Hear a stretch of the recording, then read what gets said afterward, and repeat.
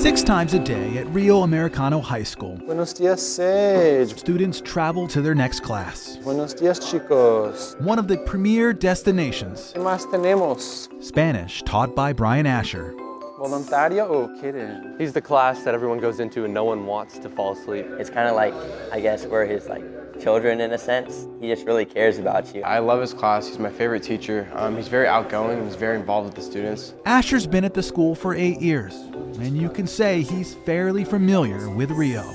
Yeah, I've been over here for 20 years since I went to Rio, graduated in 2003, but now I'm in the teacher seat every day. His teaching style, simple but effective, And we're gonna get groups here in un segundo. mixing in his life experiences into his everyday lessons. I like how he teaches us about the geography and the culture rather than just learning the Spanish language. And to say Mr. Asher has seen a lot might be a bit of an understatement. I want to see what he's seen. Invierno, winter, which is a more comfortable time to go to Brazil with less rain. Perfecto. When he's not in front of students, he's out exploring the world outside Sacramento's city limits. So my kids know pretty much every break I'm gone out of the country. Asher got the travel bug when he was a junior in college, inspired by his younger brother Mark, who was studying abroad. He got me to first leave the country to go to Mexico, and I started teaching English abroad and did that for 6 years. The two traveled together, visiting most of the 50 states and a handful of countries. He was huge. He came down to visit me when I lived in Brazil.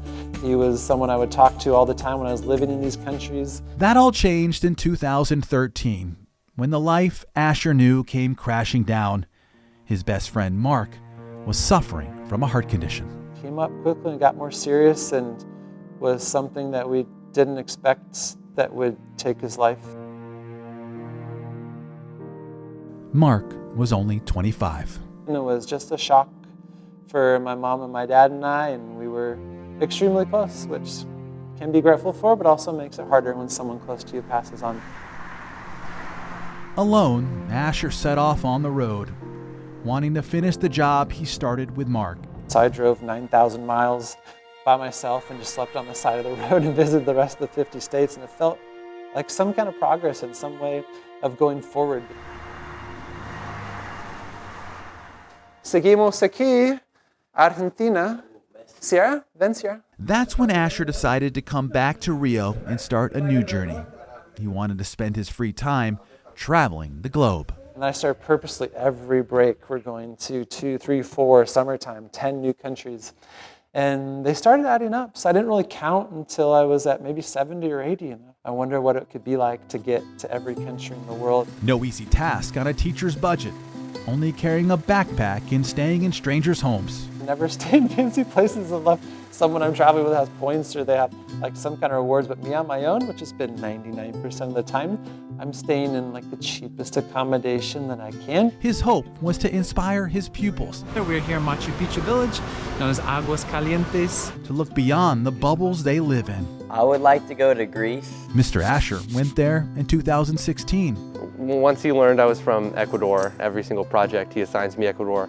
So I'm just really inspired. I want to go visit my home country. Mr. Asher visited in 2021. I want to go to Brazil. In 2001, Mr. Asher ran a marathon there. Iceland, just the waterfalls there and just the nature looks really cool there. Yep, Mr. Asher saw those waterfalls in 2019. And I started meeting people in more obscure countries that were at 120 or 140. And they can do it, maybe I can do it. So I started getting that idea of possibly going to every country in the world. And did.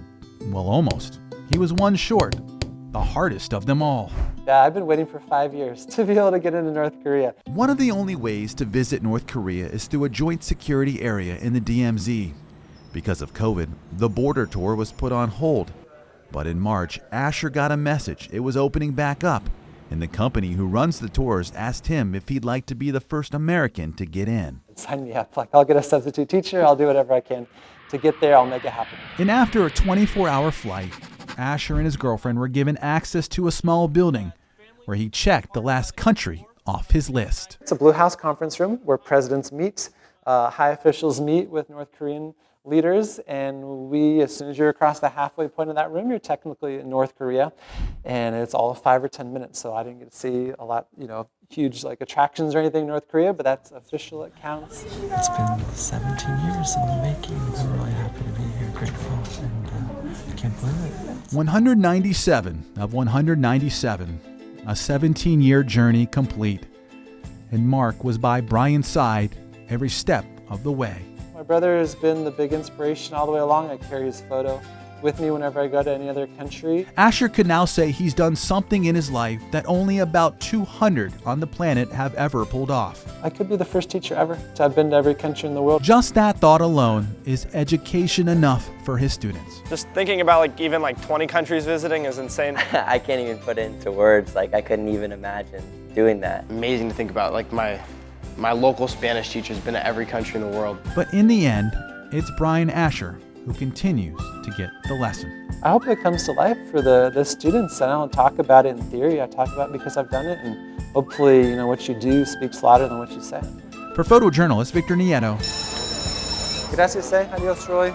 Jason Marks, KCRA 3 News.